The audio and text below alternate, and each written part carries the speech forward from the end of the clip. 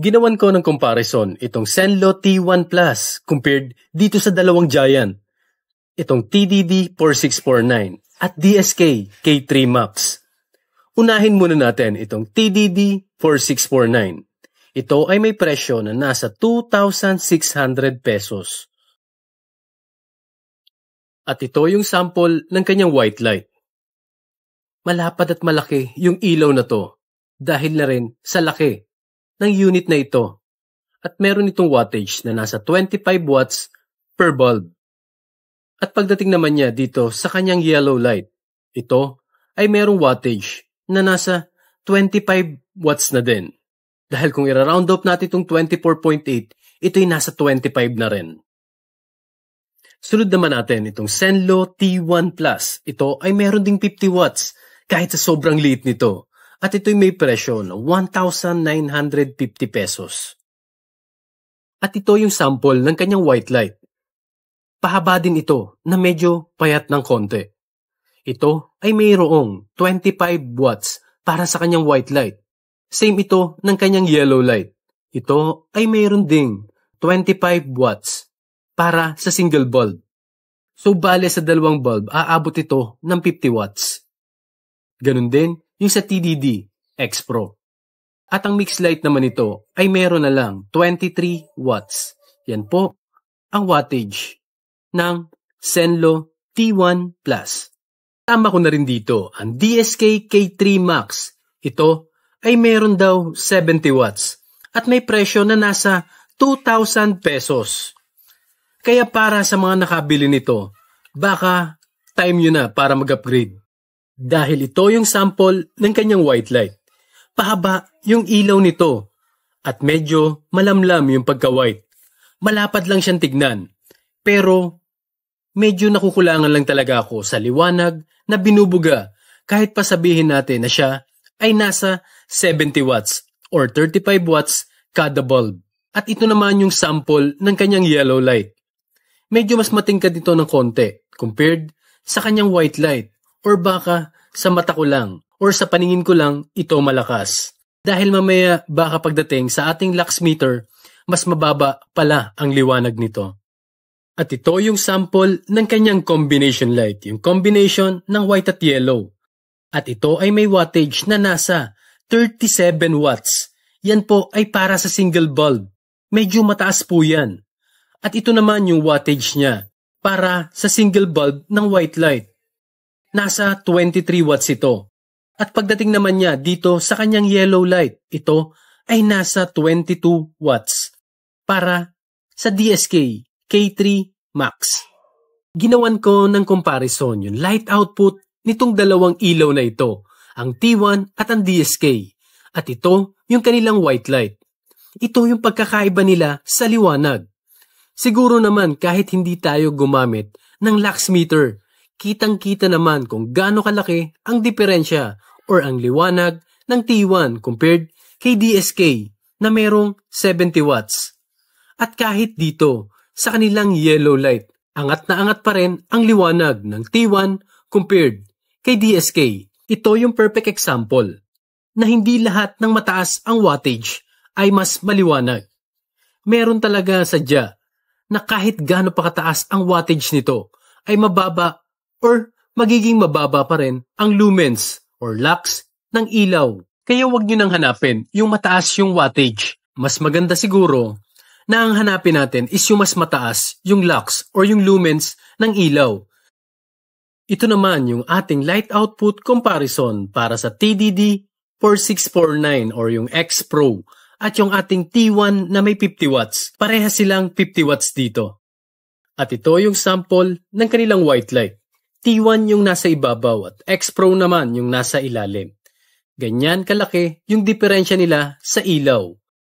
Pagdating dito kay TDD, malapad at malaki yung ilaw nito. Tignan nyo yung ilaw ng T1. Kahit maliit ito, focus at mas maliwanag yung intensity nito compared kay TDD na kahit malaki ay medyo malamlam. Kahit pagdating dito sa kanilang yellow light, mas maliwanag pa rin ang binubugang ilaw ng T1 Or baka nagkakamali lang tayo sa ating nakikita. Iba pa rin pag meron tayong ginagamit na device na panukat ng intensity ng liwanag nila. Bago tayo magtapos dito sa TDD, ito naman yung kanilang mix or yung combination light ng TDD at ng T1. Ganito kalaki ang pinagkaiba nila sa liwanag at sa laki or sa lapad ng ilaw. Para sa huli nating testing, ito yung sabay-sabay na pagbukas ng kanilang white light at yellow light. Tignan nyo yung pagkakaiba nila sa buga or sa tingkad ng ilaw na nilalabas. TDD yung nasa ibabaw, T1 yung nasa gitna, at DSK naman na may 70 watts yung nasa may bandang ilalim. Dito makikita nyo na hindi nakukuha sa laki, sa lakas ng wattage, yung tingkad ng liwanag na lumalabas sa bawat mini driving light or auxiliary light. Dahil dito makikita na kahit maliit yung T1, kaya niyang tapatan yung dalawang mas malalaking unit. Kahit sa kanilang combination light, mas lumalabas yung tingkad o yung lakas ng ilaw ng T1. Ito na yung ating lux meter testing sa loob ng 2 meters. Ito yung lux ng yellow light para sa T1+. Ito ay umaabot ng 2,900. Inuulit ko, sa loob yan ng 2 meters na layo, doon sa ating sensor. Sunod naman natin, itong TDD X Pro. Ito ay mayroon ding 50 watts.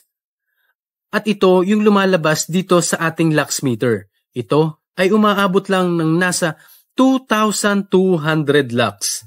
Yan po ay para sa yellow light, ulit ni TDD X Pro.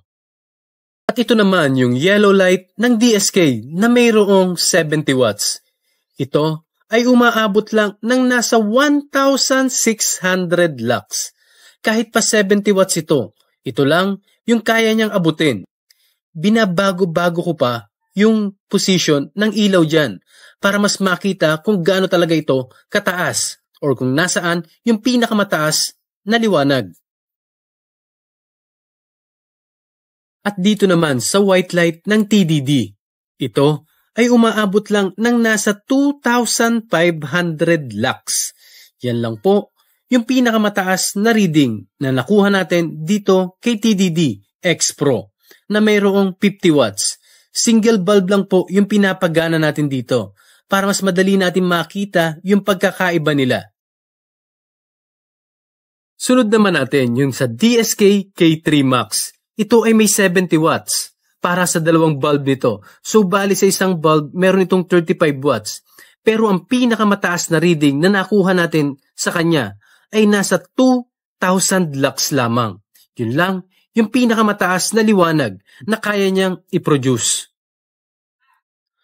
At ang panghuli dito sa ating lux meter testing, ang Senlo T1 na meron ding 50 watts. Ito ay mayroong 3,400 lux. Medyo kakaiba ito dahil kahit saan mo itutok yung kanyang ilaw, doon sa ating sensor ay hindi nagbabago yung reading. Ibig sabihin, pantay yung ilaw niya sa taas or sa baba ng buga nito. Maraming salamat po sa panonood ng aking video. Huwag niyo pong kalimutan mag-like, share at subscribe. God bless po at ride safe sa inyo pong lahat.